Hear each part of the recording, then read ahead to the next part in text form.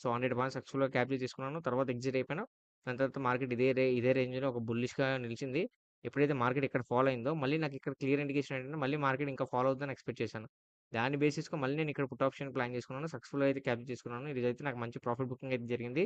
So, ఇంక రేపు market ఎలా ఉండబోద్ది, రేపు మార్కెట్‌లో సపోర్ట్ అండ్ రెసిస్టెన్స్ లెవెల్స్ ఏ విధంగా ఉండబోద్దో చెప్తా చూడండి.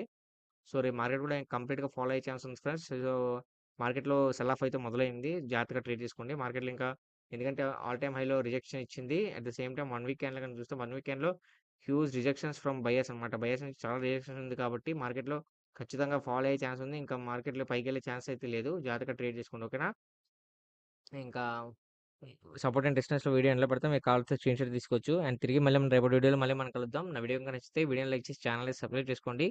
Thanks for watching.